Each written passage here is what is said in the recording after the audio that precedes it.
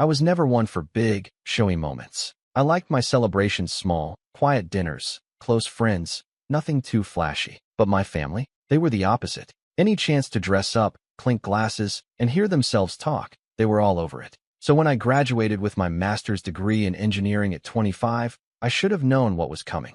A fancy dinner at the most expensive steakhouse in the city, wine flowing like it was free, my parents holding court like they'd earned the degree themselves. And me, stuck at the center of it, trying to smile while chewing my way through overpriced filet mignon and even more overpriced compliments. My name's Caleb, and up until a few months ago, I thought I came from a pretty normal, if a little loud, upper-middle-class family. We weren't rich, not yacht rich or anything, but we never struggled. Nice cars, private school, vacations once or twice a year.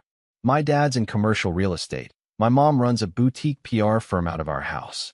I always knew we were comfortable. What I didn't know was that there were layers, deep, ugly layers, beneath the surface that were kept carefully hidden, especially when it came to money, and more specifically my money. Let me back up a little. Growing up, I always thought my grandma Irene, my dad's mom, was kind of an odd one. She was proper to a fault, the type of woman who wore pearls to the grocery store and never let you sit at the dinner table without a napkin in your lap. She had this serene, icy politeness that made her intimidating to most people, but I always got along with her. In her own quiet way, she liked me. I was the only grandkid who didn't complain about her classical music obsession or the fact that her house always smelled like lavender and mothballs. We'd play chess, drink tea, and she'd tell me stories about her childhood in London during the war. She wasn't warm, exactly, but she was consistent. Dependable. When I was 12, I overheard my mom talking to my dad late one night. She sounded annoyed. "Why does she have to make everything about him?" she said. "It's always Caleb this, Caleb that." You'd think he was the only grandchild she had. "Because he listens," my dad replied. "And he doesn't treat her like an antique." I remember feeling kind of proud hearing that. Like I'd passed some invisible test I didn't know I was taking. But then high school happened, and everything started to shift. My younger sister, Natalie, 2 years my junior, was always more of a firecracker. Charismatic, dramatic, always the center of attention. She had this way of making everything feel like a performance. She wasn't mean exactly, but she knew how to manipulate a room, especially our parents. And somewhere between her sophomore year and my senior year, she became the obvious favorite. Suddenly, everything was about Natalie. Her dance recitals, her artistic spirit, her heartbreaks over boys she dated for 2 weeks. When she got a B in chemistry, it was the teacher's fault. When I got an A in calculus, it was, maybe you should have studied harder. At first I thought I was imagining it, but the favoritism became too obvious to ignore. Still, I kept my head down. I figured it wasn't worth the fight. I got into a good college, worked 2 jobs to help cover my own expenses, and didn't look back. Grandma Irene was one of the few who stayed in touch while I was away. She'd write long, neat letters on monogrammed stationery, updating me on her garden and what books she was reading. She never sent money, just thoughts, advice, and the occasional crossword puzzle she couldn't solve. I wrote back every time, even when I was swamped with finals or exhausted from double shifts at the bookstore. Then came grad school. I got a scholarship that covered part of my tuition, and I took out loans to cover the rest. I remember talking to my parents about it, hoping for a little help, maybe even a small loan with low or no interest. But they were oddly cold about it. "You're an adult now," my mom said. "We've done enough. Time to stand on your own," my dad added. It stung, but again, I let it go. I figured I wasn't entitled to anything, and honestly, I was used to doing things alone by then. Fast forward to my graduation dinner. My parents rented out the private room of a 5-star steakhouse downtown. It had one of those long, gleaming tables with too many forks, dim lighting, and a view of the skyline. My mom wore a sequin black dress and kept giving me these forced smiles like we were posing for a campaign ad. My dad slapped everyone on the back like he'd won something. Natalie was there, of course, draped in a designer gown, pretending to be mildly interested while texting under the table. The room was full of distant cousins I hadn't seen in years, my dad's business partners, a few family friends. It was excessive. I would have been fine with pizza and beer in a backyard, but apparently this was for appearances. I was mid-sip of sparkling water when Grandma Irene rose from her seat, and tapped her knife gently against her wine glass. The sound was delicate but commanding. Everyone turned to look. "I'd like to say a few words," she said, her voice steady and elegant. "Caleb, darling, I know you're not one for speeches, but I hope you'll indulge me." I smiled and nodded, not thinking much of it. She raised her glass a little higher. "I'm so proud of everything you've accomplished. You've worked hard, you've stayed grounded, and you've always been kind, even when others weren't. That's rare these days. And I'm especially proud of how responsibly you've handled the $2,750,000 I set aside for you all those years ago." The air changed. It was like the room had been holding its breath and suddenly forgot how to exhale. I froze, the glass in my hand halfway to my mouth.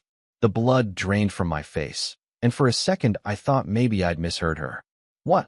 I said, my voice low, barely audible. Grandma Irene smiled, mistaking my shock for humility. "Well, you've never been one to brag. But I think it's important to acknowledge your financial wisdom, especially with such a sizable trust fund. You've made me very proud." There was a long, terrible silence. My parents looked like they'd just seen a ghost. Natalie's jaw hung open in a perfectly dramatic O shape. One of my dad's friends coughed awkwardly. I looked at my grandmother, feeling the room spin around me. "What trust fund?" I asked. Her smile faded. "The one I set up for you when you were born," she said slowly. "The one I've been contributing to for the past 25 years. The one your parents have been managing on your behalf." And just like that, the silence turned from awkward to deadly. My mom's hand gripped the stem of her wine glass so tightly I thought it might snap. My dad let out a short, tense laugh, like he was trying to play it off. "Oh, Irene," he said quickly, "let's not bore everyone with finances. Let's enjoy the dinner." But it was too late. The room had turned cold. My pulse pounded in my ears. My hands were shaking. I looked from my grandma to my parents and back again, trying to make sense of what I'd just heard. 2.7 million. And I had never seen a single dollar. I leaned back in my chair, suddenly feeling like a stranger at my own celebration. My mouth went dry. Questions swarmed my brain like angry bees. Where was the money? Why didn't I know about it? What had they done with it? But most importantly, how long had they been lying to me? That was the moment everything began to unravel. And I hadn't even touched dessert yet. I don't remember much about the rest of that dinner. I sat there frozen, heart pounding, staring at the perfectly folded napkin in my lap like it might have the answers. I was aware of people trying to steer the conversation back to safe topics. Someone made a comment about the wine, someone else complimented the filet, but it all sounded muffled, like I was underwater. Meanwhile, my parents wore these tight, forced smiles, and Grandma Irene, clearly confused by the reaction, glanced around the table like she'd misread the room entirely.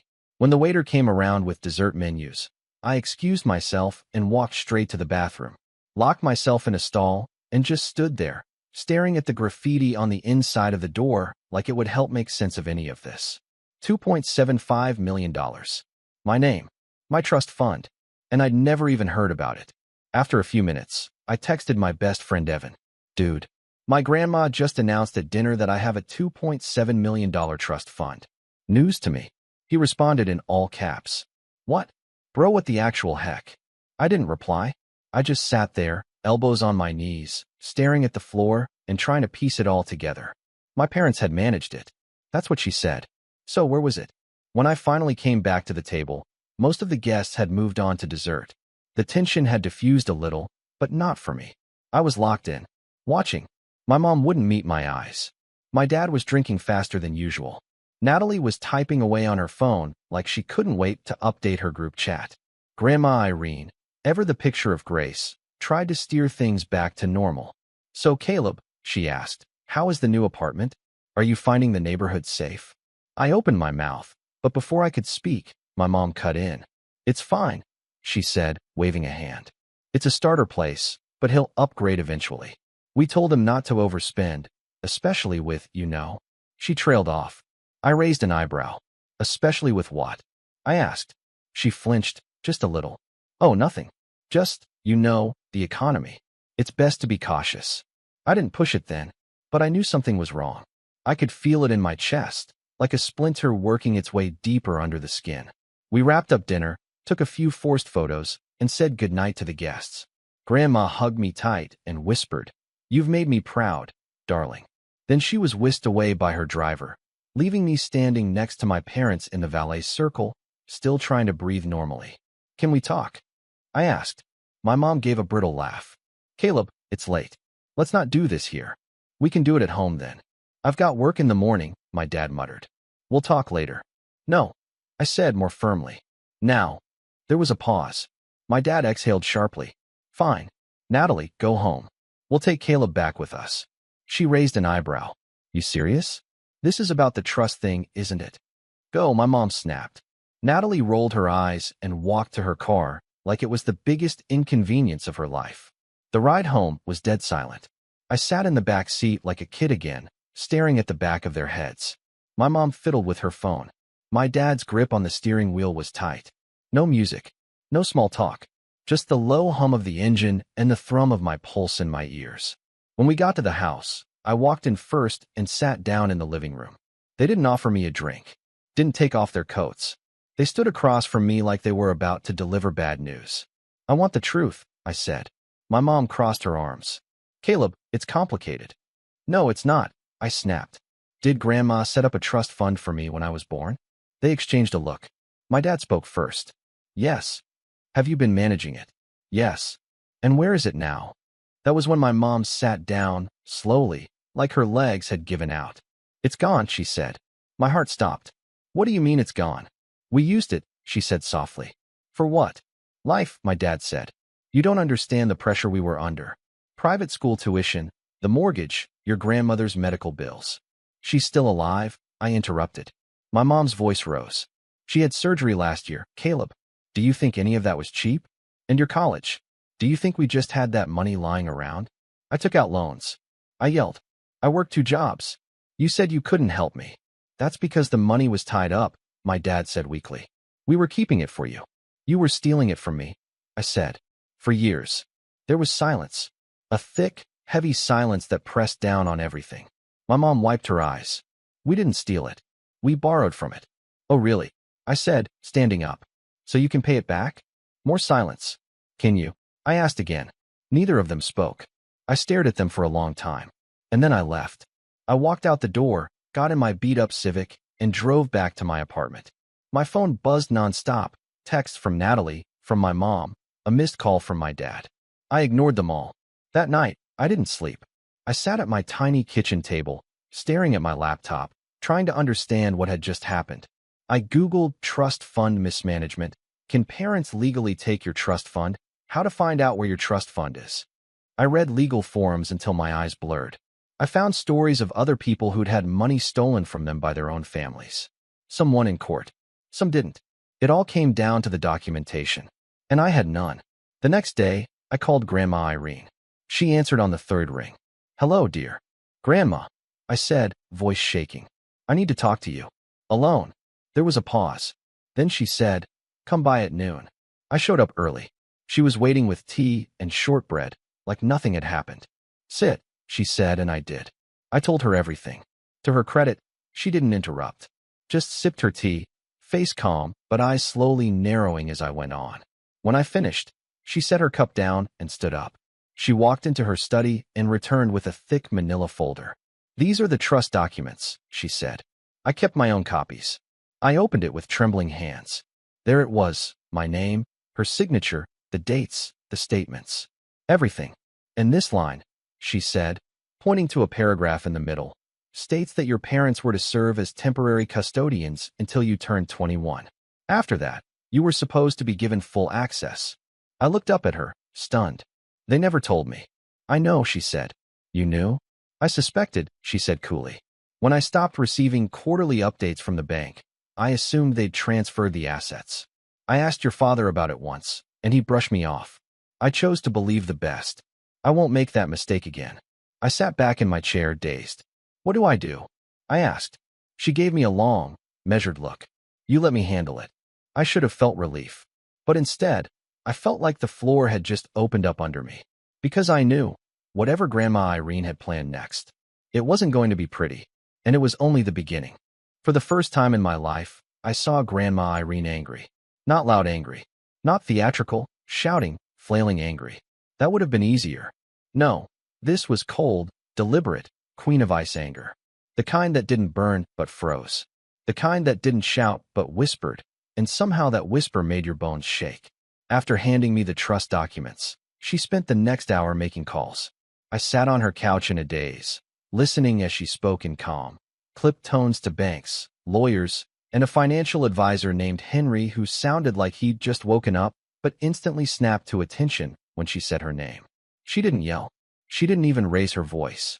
She just said things like, "I need a full forensic review of the withdrawals made from my grandson's trust. And if you find evidence of unauthorized transfers, I'll need options for legal recourse." Then she ended each call with a crisp, "Thank you," and wrote everything down in a little leather notebook she kept by the phone. When she finally sat back down beside me, she looked tired, but there was steel in her eyes. "Caleb," she said, folding her hands neatly, "I'm going to ask you something important. I need you to be honest." I nodded slowly. "Do you want to go after them?" I blinked. "You mean legally?" She nodded once. I hesitated. My heart was still raw. The betrayal hadn't even begun to scab over yet. A huge part of me wanted to scream yes, burn everything down, take them to court, expose them in front of the world. But another part, the tired, emotionally gutted part, just wanted to disappear, to be done with it, to start fresh and never speak to them again. "I don't know," I whispered. She didn't push me, just nodded and stood up, pressing a warm hand to my shoulder. "Then take your time. But don't wait forever. People like your parents, they count on hesitation. They build their power in silence. And I didn't raise you to be silent." I nodded, trying to hold back the tears stinging behind my eyes. The weeks that followed were some of the darkest of my life. I cut off contact with my parents. No calls, no texts, no awkward Sunday dinners. I blocked Natalie after she sent me a string of messages that ranged from, "You're overreacting," to, "Why are you trying to ruin our family?"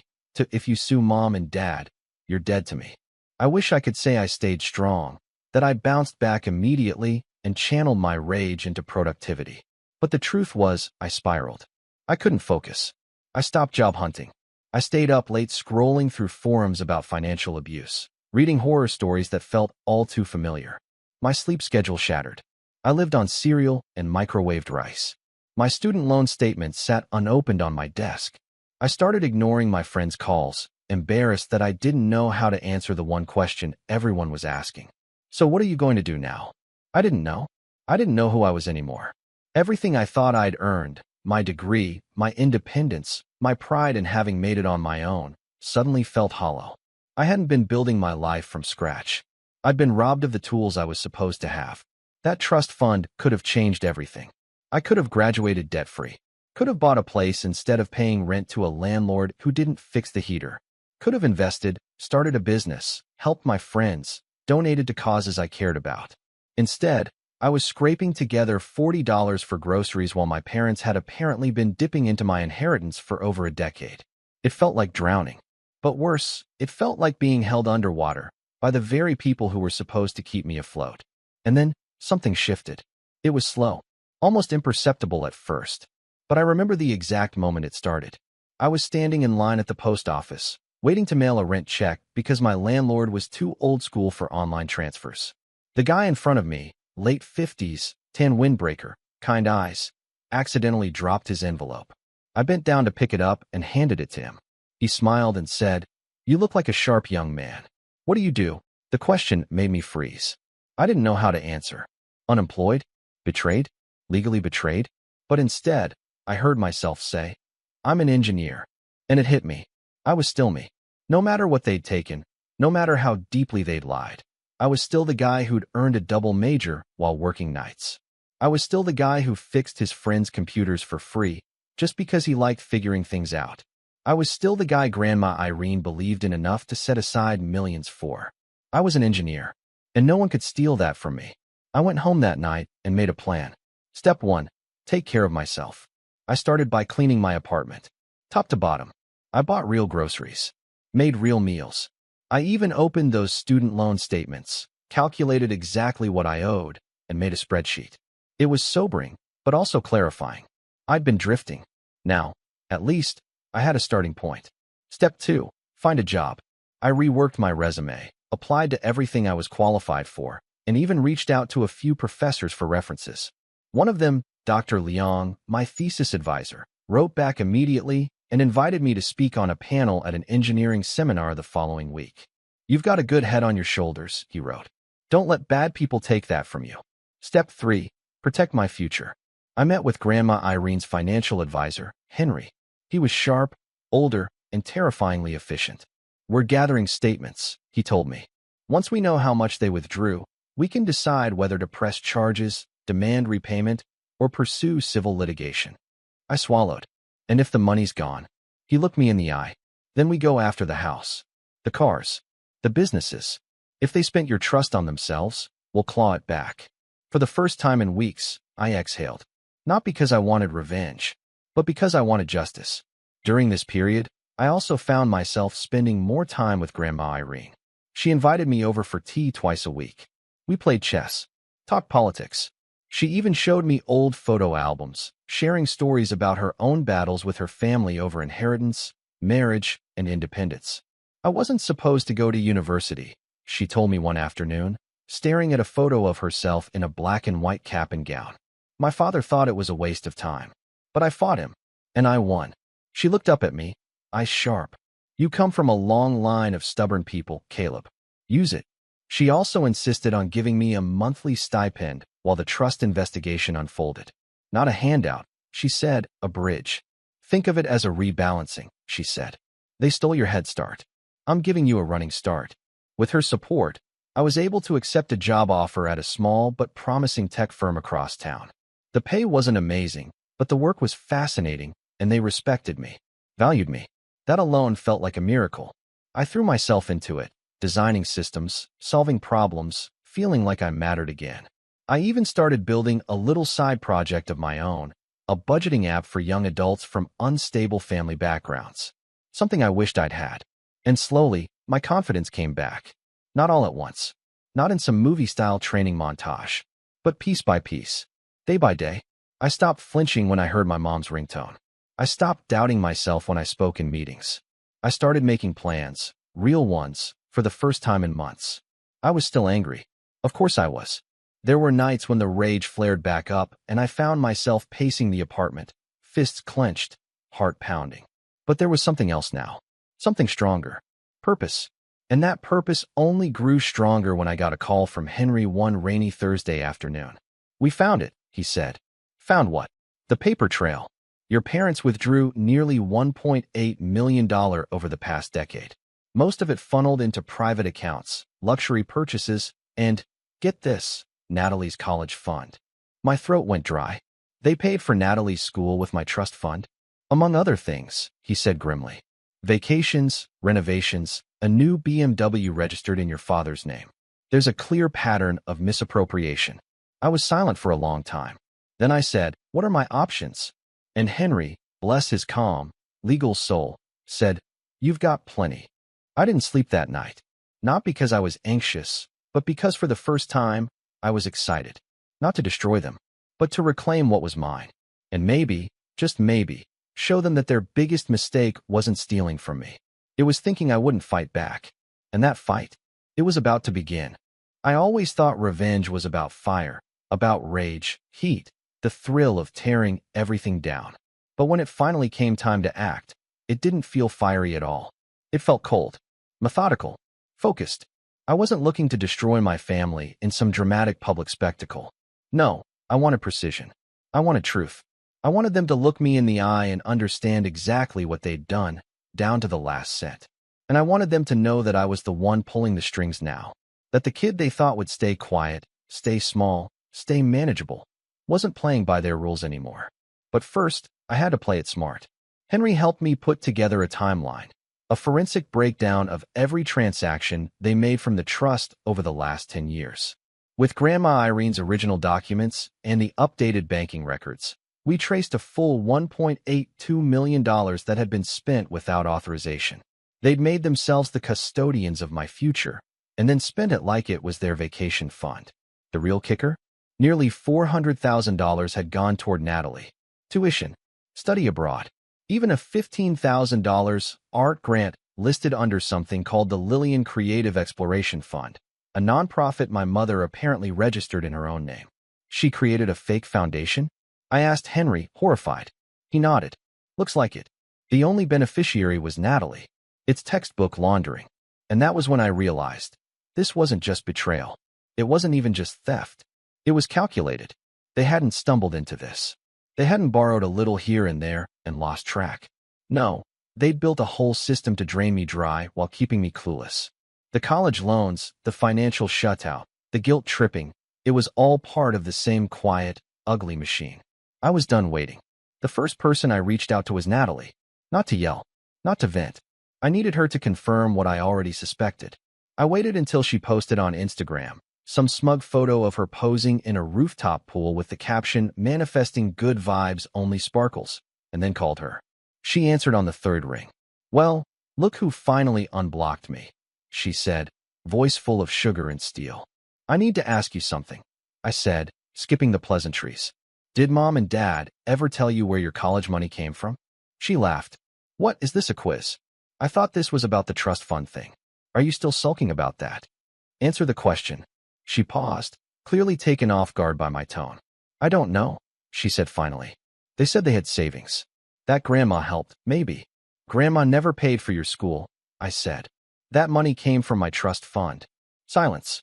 "You're lying," she said, but her voice cracked just enough to tell me she wasn't sure. "I have the paperwork," I replied. "Bank statements. Legal records. Mom created a fake grant to funnel the money." Another pause. Longer this time. "You think I knew?" she snapped. "I think you never asked." She hung up. That was fine. I wasn't looking for closure from her. But what I had gotten was confirmation. She didn't know. Which meant my parents had kept even her in the dark about just how deep the theft ran. That gave me a powerful advantage. The second step was gathering my allies. Grandma Irene was already in my corner. Henry, too. But I needed someone who understood the emotional terrain, the way my parents operated when backed into a corner. That's when I reached out to Aunt Marlene. Marlene was my dad's younger sister. She lived upstate, taught literature at a small liberal arts college, and had always been the family's black sheep. When I was a kid, she'd show up to Christmas dinners wearing combat boots and quoting Audre Lorde. She and my dad had fallen out years ago over some money thing, but I never knew the details. When I called her out of the blue, she didn't hesitate. "Sweetheart," she said, "if this is about money and your parents, I'm already listening." We met for lunch at a quiet Italian place halfway between our cities. Over steaming bowls of pasta, I told her everything. She didn't interrupt once. Just listened, brow furrowing deeper with every detail. When I finished, she set down her fork, wiped her mouth, and said, "They did the same thing to me." "What?" "When I was 21, she said, Dad set aside a small inheritance for me.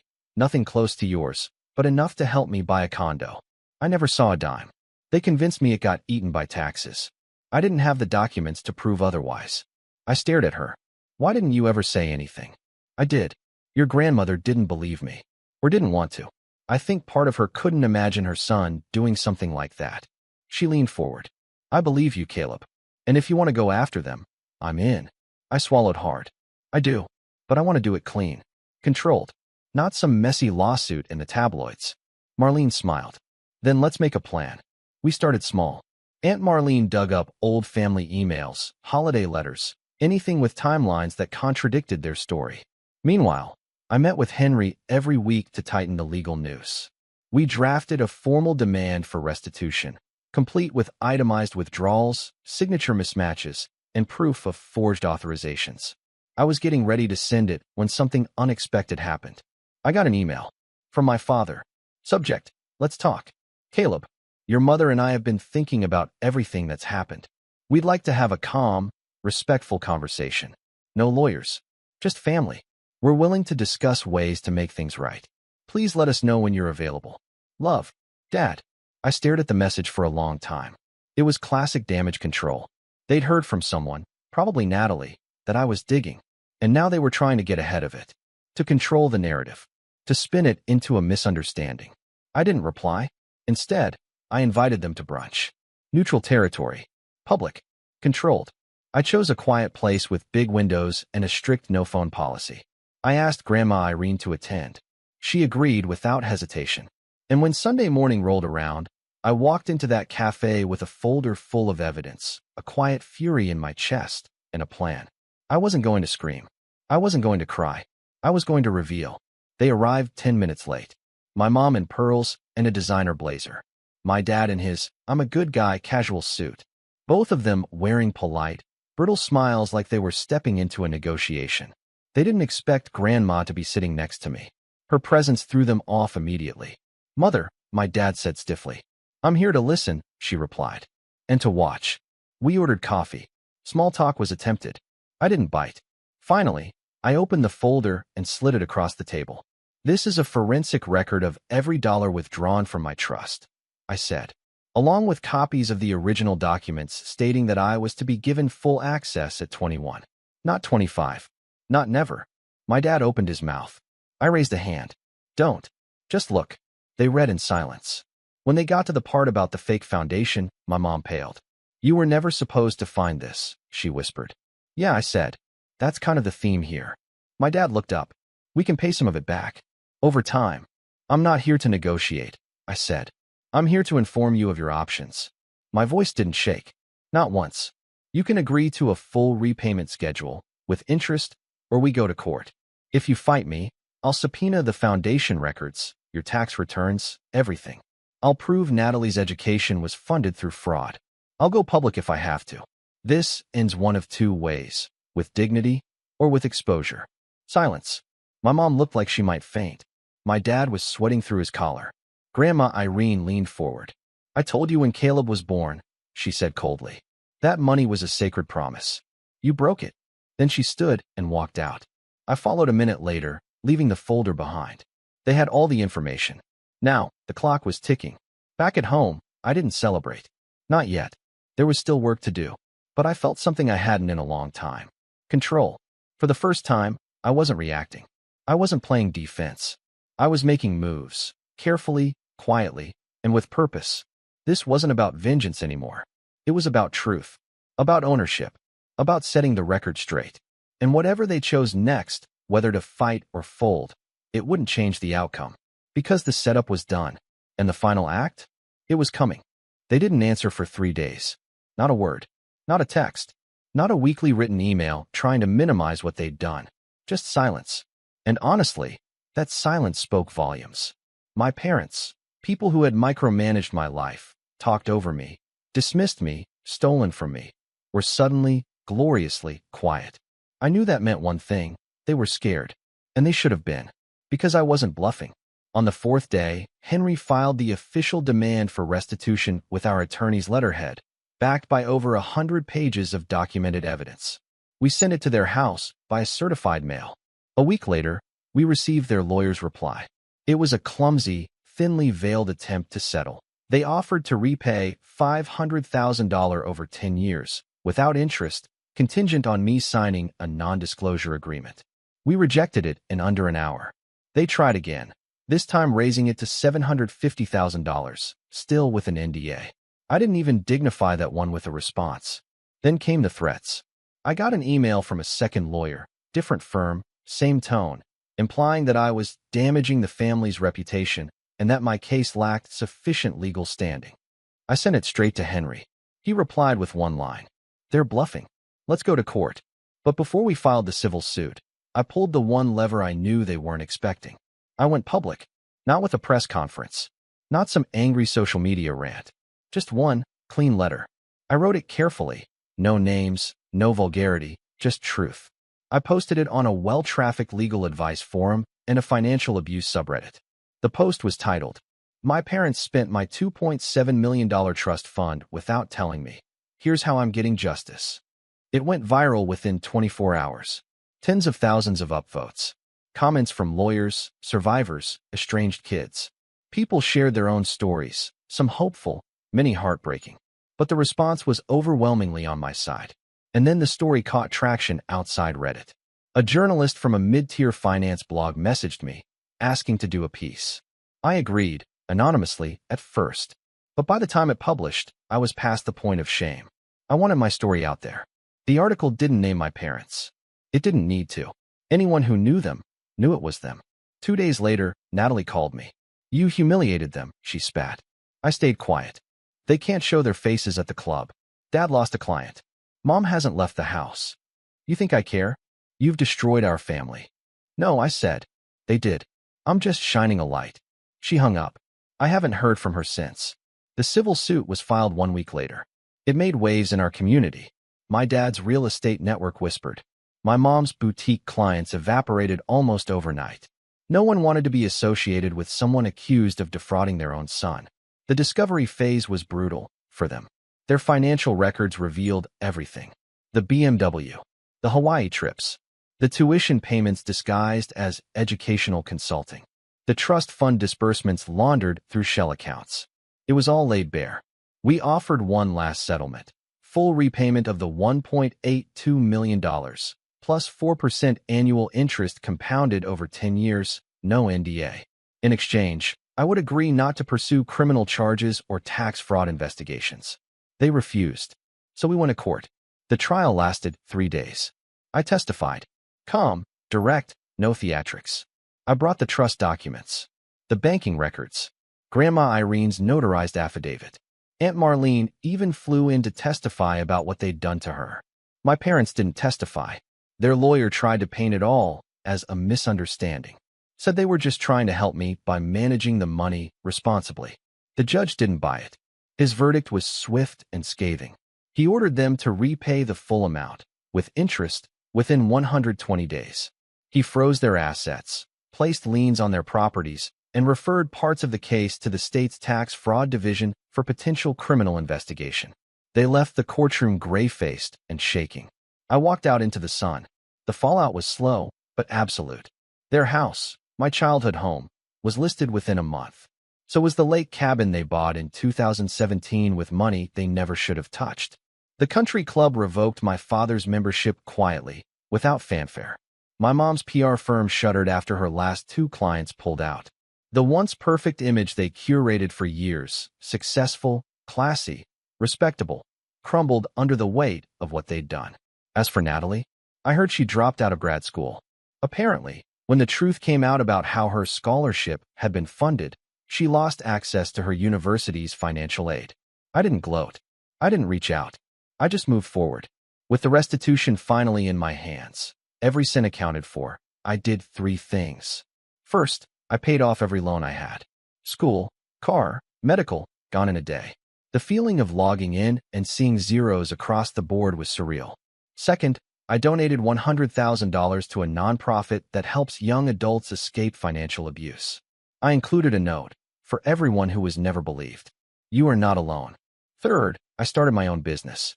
The budgeting app I'd built during my lowest months. I launched it for real. Hired a small team. Invested in development. Within 6 months, we hit our first milestone, 10,000 users. I named the company First Light because that's what it felt like, stepping out of a long, cold night into something new. Grandma Irene passed away peacefully in her sleep the following spring. She left me her estate. I stood at the graveside in a tailored suit she once bought me for interviews, clutching the last letter she wrote. It was short, handwritten in blue ink on her usual monogram stationery. They were never worthy of you. I hope you never let them dim your light again. You were always the best of us. Irene. I kept that letter in my wallet for a long time. Still have it, folded and worn.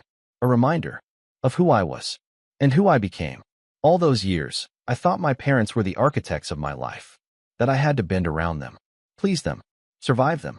But in the end, they taught me the most valuable lesson of all. That freedom comes when you stop asking for permission and start taking back what was always yours.